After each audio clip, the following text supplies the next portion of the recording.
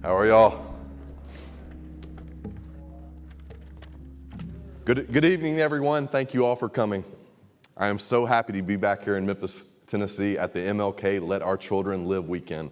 My name is Charles Sims, and I'm the founder of the Dream 2020 group and a United States Army combat veteran. A very big thank you to Pastor Donald Johnson. Thank y'all so much. Thank you for his congregation. Thank you to the choir. Thank you for allowing us to speak here.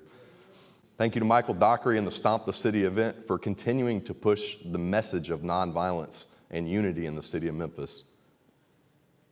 A very big thank you to all the families that decided to attend.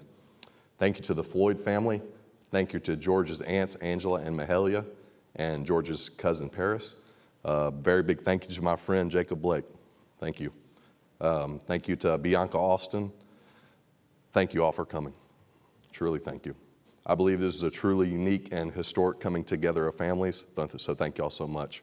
Y'all truly mean the world to me, so thank y'all for coming. Today I came to Memphis to continue my journey, to support a great cause, to address the violence in Memphis, and to spread positivity and love in this city. I felt it important to come here to stand in solidarity with a community that is going through very tough times. We were just recently here shortly before the Thanksgiving break. In the speech I gave, I said the violence in Memphis needs to be addressed, and it needs to be addressed now. Now is the time. If the current crisis is avoided now, it will only be a crisis magnified in the future. Well, the crisis magnified. And just 1 week later after that speech, a beloved figure in Memphis, rapper Young Dolph's life was taken in broad daylight at Makita's Cookies. Prayers to Young Dolph's family and friends. Young Dolph left his mark on this city recently having a street named in his honor. He was known around the city for his outreach to the community, his philanthropy, and his kindness to his friends and family. We all wish Young Dolph was still here, but he was tragically taken too soon. I've came back here to continue to highlight the tragedy that is the norm in the city of Memphis. However, I've come with friends today, friends that have also experienced loss and felt pain and want to see a brighter day for the city of Memphis and the Mid-South. We are all here to be that catalyst for change. Change that can only come by mending old wounds. Some that have festered longer than some of us have actually been alive. Dr. King's theme of nonviolence is just as relevant today as it was so many decades ago. The demographics of the violence may have changed, but the violence today is more prevalent than ever. I believe that Dr. King would be shocked to see the levels of violence in modern cities. He'd be shocked to see what happens in Memphis on a daily basis, day after day after day. I believe he would be stunned and saddened to see man's inhumanity towards their own brothers and sisters and fellow countrymen. Currently, Memphis is a city in pain. Last year, it reached record homicide rates, and we cannot continue down the same path. Something has to change. Today, we must ask ourselves, how do we navigate through these waves of violence crashing upon the city of Memphis? These waves of violence threaten the safety and security of our community. It threatens our friends, families, and the overall tranquility of the unity in the community. These waves create currents which undermine our collective progress and endangers the social fabric of our society. The erosion of this progress creates unstable ground for our body politic to stand on. So how do we proceed? My answer is we take the lead from Dr. Martin Luther King Jr. Yesterday was his birthday. Tomorrow is Martin Luther King Day. Therefore, in following with that tradition, we're announcing the formation of a new table of brotherhood, the long-awaited table of peace. This is what Dr. King called for so long ago. How is it that myself, the descendant of a Mississippi Confederate general, an architect of the Jim Crow laws, is able to come here with elements of the Floyd, Blake, and Taylor families to promote peace and nonviolence? To be honest, I have nothing to do with it. This is not about me. It's bigger than me or any one person. It's God's plan. And it's Dr. King's vision and dream.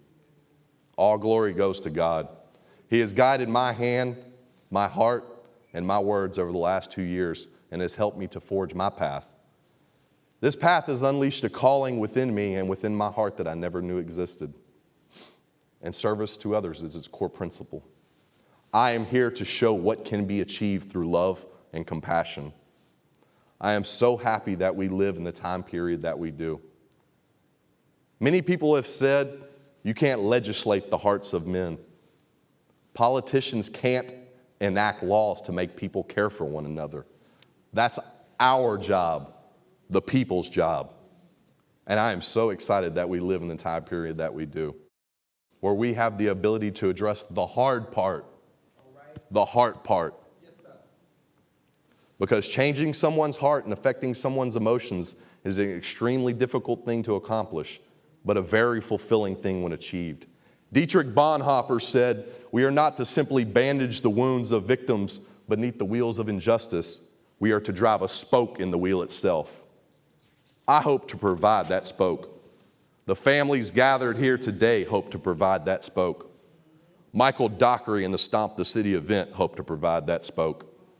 And the mission is to change the status quo in Memphis and to ignite the spark of love and unity needed to bring different races and cultures together towards that common purpose. We have a rare opportunity before us now. Let's not let it go to waste. We live in perilous times, and tomorrow is never guaranteed. Louis Philippi said, "When darkness is at its darkest, a star shines the brightest." We had to reach this moment of critical mass, and now is the time. We have reached a point where the situation is completely unsustainable. Therefore, we must dedicate our time and effort to finding a solution. I myself am ready to see the new Memphis, Tennessee, the new Mississippi. Are you? The future for Memphis is now. There are challenging days ahead of us, but I believe we are on the cusp of a major reawakening. I believe people are ready to have the tough conversations about race, about poverty, and most importantly, about spreading love. I am here to help to begin those conversations, because when conversations cease to exist, we miss opportunities for conflict resolution. This outreach is vitally important on all sides because it is the glue that binds our communities together. When we are talking, even if we are arguing, we're not fighting. We can always disagree, but we must remain civil and friendly at the duration of this process. It's not about winning an argument. It's about coming to a solution. Over time, there has been progress on civil rights legislatively, but the ability to live safely, securely, and happily has come more slowly. It takes dedicated individuals willing to reach across party and racial lines in search of conflict resolution. You may be asking yourself, when is a good time to start? The time is now, and everyone is watching. In conclusion, the table of brotherhood is being set. It's evident by the families gathered here today. Let us all sit down at this table and fulfill our destinies as the great-grandchildren that Dr. King spoke of in the past. I believe that Dr. King would be proud of what we are doing here today. We all come from different backgrounds, so just imagine what we are capable of when we truly unite as one people and cast off the divisions of the past, the bitterness of the past. Just imagine what we can achieve together. The violence in Memphis doesn't have to be this way. Don't pass by on the other side of the street. Love your neighbor and be a person of goodwill. That is why I've offered my hand and my heart, because I believe it was a symbolic gesture long overdue. I believe it is important to keep the dream alive. It's the dream of Memphis and the American people. Memphis, Tennessee, are you ready? Just imagine. So help me God. My name is Charles Sims. Thank y'all so much. Thank you, Memphis. Thank y'all. Thank y'all for coming out.